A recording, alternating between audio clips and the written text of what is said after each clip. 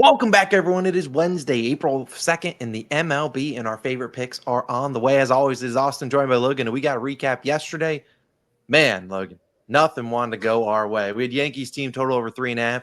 Guess you could say something went our way with Josh Naylor, airmail, and Corbin Burns. We'll take that. But the other picks, Mets, Marlins, Nerfy. Nerfy Nation lost 2 in a row. That streak ends today. Sale under 2.5 earned runs. You got to be kidding me. He gave up 0 in the first 5, comes out in the 6th, 3 earned runs.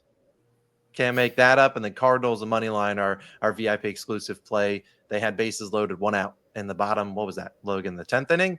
We just needed a sack fly or something, and they got the ball in the outfield, and the guy didn't feel like tagging up. Would have been a close play, but either way, 1 in 3 days. It's a long season. We're going to keep on moving and grooving, Logan. Let's get things going today. We got 3 picks in this video. We do have a DubClub exclusive play. I'll let you know right now. It's the guys over in bases. You can check that out. 14-day free trial down below. Also be an NBA exclusive play, which NBA, man, I might go on a rant in that video. Shout out Draymond Green. We'll talk about him later in life, Logan.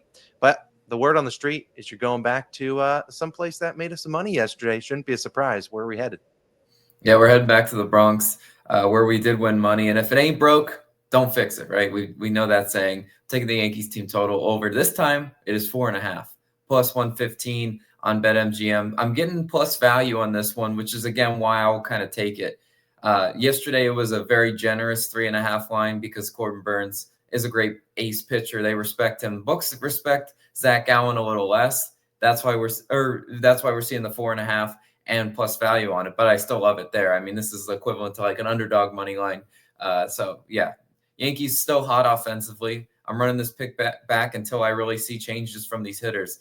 The Yankees face Zach Gallen today. Gallen, 9 ERA and a 2 WHIP. After a bad start against the Cubs, that was just really you could say first game. He's not a 9 ERA guy. Come on, let's be honest. But against the Cubs, he just didn't have a lot of things working. Unlike Burns, who had the cutter working in those early innings, and I'll admit to you guys, when I saw his cutter working and those Yankees hitters whiffing, I was very nervous, and I was like, but I still in my mind knew that Gallen was not a cutter type pitcher like Burns. Gallen's a 4-seam guy. His 4-seam fastball is the pitch he relies on the most. His fastball velo wasn't impressive in the first game of the season, which is one of the many reasons why his first start was poor. And if he doesn't improve that fastball against a very, deadly Yankees lineup that has a lot of pop in it, he's going to get hit hard a lot for extra bases. This Yankees team, 3-1 to this line this season. First game of the season, they went under on the hook. They scored 4 runs on the dot. Unfortunately, that would not cash for us, but I think they can get us 5 today. Yankees were 0 for 8 with runners in scoring position last night, and they still scored 5 runs. Let that sink in. I mean, that's the sign of sometimes things aren't going right, and you still find ways to score. That's kind of where this Yankees team is at. And I mean, yesterday on the basis, I was disappointed with the fact of them not hitting with runners in scoring position. But hey, sometimes you do take a gift when a gift is presented with that error. Yankees, even though they did take a step back last night, they're still 3rd in batting average with runners in scoring position, hitting .323, 2nd in OPS with runners in scoring position. Still a good offense. It's just a bad night last night. And again, they faced an ace pitcher. I'm not too surprised with that outcome, but I am happy that they were still able to score. Arizona, 20th in bullpen ERA at a 4.95. There will still be run chances once Zach Gallen comes out of this game because he's not going to pitch the whole game. I hope, and Zach Gallen's one of those pitchers also, I do want to note, sometimes has very inefficient innings. A lot of guys are able to work counts on him, get a lot of foul balls. Hopefully the Yankees chase him out of there early. And I didn't want to take Yankees money line because I didn't really want to fade this Diamondbacks offense that has been performing themselves. They were great last night. I don't see value in taking a juiced Carlos Rodon. So I'm gonna if I see the Yankees winning tonight, I think it's gonna have to be 5+ runs needed offensively. So let's roll Yankees. Love the plus value on that team total. Austin, you got a player prop. Where are you going? Yeah, I'm going to dive into my player prop, but it's worth noting they didn't get a hit out of Aaron Judge yesterday, and they still managed 5. So, hey, if Judge could do something for us today, we could certainly easily cash that one. Go Yanks. Now, I have my favorite player prop. This is an early start. So if you're watching this video later on in the day, hopefully this guy's making us look good because I believe he's the first start of the day at 12:40 p.m. Eastern time. That's our man, Elly De La Cruz, over 1.5 hits, runs, and RBIs. It is minus 140 on Bet365. Obviously, he plays for the Cincinnati Reds as today they play host to the Texas Rangers. Now, Elly helped us out a few days ago when we backed the Reds on the money line. He had 2 home runs in that game, at a monster game. Yesterday, if you backed the Reds, well, really none of them did anything as they were complete game shutout by Nathan Eovaldi. And Elly was one of the reasons they got shut out. He was 0 for 4. Now, what I do like to see out of Elly is that he's been putting a barrel on the ball. He's been making contact. Now, that is something that he did struggle with in his first 2 years in the MLB. But yesterday, 4 ground outs. I will happily take my chances with Elly putting the ball in play because I'm pretty confident the statistician will give him some luck if he beats, well, number one, if it's a tight play at first. We know how fast Elly De La Cruz is. Pretty confident they'll lean towards the side of a hit than they will in terms of an error or something like that. But again, Elly, we know how fast he is. He can make a ground ball into a hit, but I don't think that's the case today as he faces Jack Leiter, and we'll talk about this. But look, something I've noticed about Elly, he struggled last year in certain aspects. Number one was squaring up the baseball last season, and this is small sample size. Last season, he was at a 22.2% square up percentage, getting the right barrel on the ball. And this year, he's up to 34.4%. Granted, small sample size. We'll see where that evens out throughout the rest of the season. Is the torpedo bat helping him? Maybe so, because he hit with the torpedo bat in that 2 home run game. Maybe that's helping him. But also, we've seen his bat speed move up a little bit yesterday. Out of his 4 groundouts, the last 3 of them came with a 78 mile per hour bat speed. So good speed, but he just couldn't get the barrel on the ball yesterday. And as I said, he's facing Jack Leiter today, who had a good start on his first one against the Boston Red Sox. 5 innings pitched, 5 hits, 1 earned run. But man, this guy was pretty bad last year, and I'm willing to fade him again here. I mean, he still gave up some hits, but last year we saw him allow a 317 batting average on the road. And last year versus left-handed batters, here were the pitches he was throwing: 45% four seam, 25% slider, 14% curveball, and 12% changeup. Those are his 4 pitches. This year, in his first start, he switched from a 4-seamer to a lot of sinkers, 40% sinkers to lefties, then followed up by 25% 4-seamer, 25% changeup, and 11% curveball. So he introduced the sinker.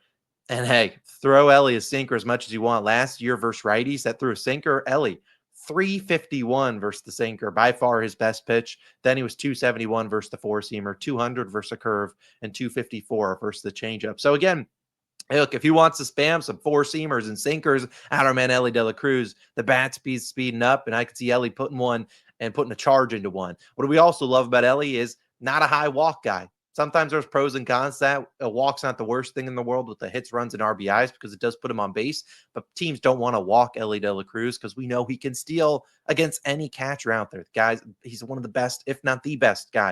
I mean, how many steals did he have last year? 70 or something like that? Look, that's why we love him. If he can get a single, get on base, we know he can steal to get in the scoring position. Also, I like TJ Friedel and Matt McLean, who are in front of him. So one of those guys, we'd love to get him on base, get him to second. Let's get Elly an RBI single. Boom. We cashed this one. I believe last year we took an Elly HRR towards the end of the year, and he cashed in the first inning. I'm asking him to do it again today. Doesn't have to be in the first inning, but he could certainly take us home there. I really like Elly De La Cruz as my favorite player prop of the day. As I said, we have another one in the DubClub. You can check it out. We'll put the link down below. 14-day free trial. Get in there. Get those exclusive plays, which includes some NBA plays as the season wraps up over there. But Logan, I think you hear the music, baby. Nerfy Nation time. We are in desperate need of a bounce back, and we're getting these 6 quick and easy outs. Yesterday, our GOAT, Sandy Alcantara, did his job. That's all we can ask him to do. Kodai Senga, first 2 batters, just could not get it done. Give up a 2-run homer. But Logan, I'm excited to wave these flags. We're cashing Nerfy Nation tonight. Now the question is, where are we headed? Because we're not going back to Mets Marlins. We're going to one that we actually haven't taken this season, I don't believe. Well, at least one of these teams. That's going to be the Twins and White Sox. Nowhere in first inning, minus 130 on Caesars. You see the 2 pitchers, Pablo Lopez and Sean Burke. Logan will talk about Pablo, who we are in desperate need of a bounce back from what happened last week. But I'll talk about Mr. Burke. Burke, 1-0 on Nerfies this season. Very young pitcher. Not a lot of data on him, so the Twins have never really seen this guy. 4-0 lifetime. Made first start of the year was really, really good against the Angels. We'll see if he can continue that. Pitching back at home in Chicago, you normally would expect a young pitcher to hopefully pitch a little bit better at home than he would on the road. And the Twins, despite putting up a lot of runs yesterday, they got 8. I think, 5 of them came in the 5th or 6th inning, 3 in the 9th. Still an offense that is struggling at the top. Matt Wallner, who I respect, he's a good hitter. He's batting just 154. Correa still doesn't have a hit on the year, and Buxton right behind him batting 118. Now, Larnick will follow them in cleanup. He's actually having a decent year, but you got to get to him first, and I'm not confident in those guys doing some damage to a guy that they've never seen in Mr. Sean Burke. So, Burke, go extend that Nerfy record all time to 5-0, and then, Logan, touch on Pablo Lopez, who owes us some coin. Pablo Lopez does owe us some coin. He's starting for the Twins today. Lopez had a Nerfy on for us opening day. It was like opening a gift that you just absolutely did not like. He said, "Here's a nice little bulk for you on opening day. You can call it nerves, you can call it jitters." It was a controversial call, even just being a bulk. He's going to be better today. He's got one start under his belt. He will settle in against this White Sox offense. Again, are they most daunting at the top of the order? I mean, I hope I don't regret this, but no. I mean, if we look at the hitters from yesterday's lineup against Lopez career-wise, Maton, 1 for 6, Luis Robert Jr., 2 for 12, Vaughn, 3 for 12. Again, if you can get those first 3 guys out, just not even have to worry about the Benintendis of the world, I'll definitely take my chances. Again, how do I see this White Sox offense scoring? It's probably going to have to be stringing together several hits against Pablo Lopez, because it's important that Pablo Lopez has not allowed a home run to anyone in this lineup in his career. Knock on wood, right? We do not want to change that today. But yesterday we died a death of their Nerfy died a death of a home run. Today it shouldn't. If they're going to get to Lopez, it's going to have to be several extra base hits. I really do like this Nerfy. Nerfy Nation, let's cash in this afternoon window. Let's cash. Nerfy Nation do a bounce back. 4-3 on the year after today. 5-3. Let's have ourselves a day, Logan. As always, we got a DubClub exclusive play. You can check that out down below. Let's have a beautiful bounce back day after that disaster yesterday, Logan. We're going 4-0 today. Check out that exclusive play. We'll see you guys back again tomorrow. We'll see you then. Peace.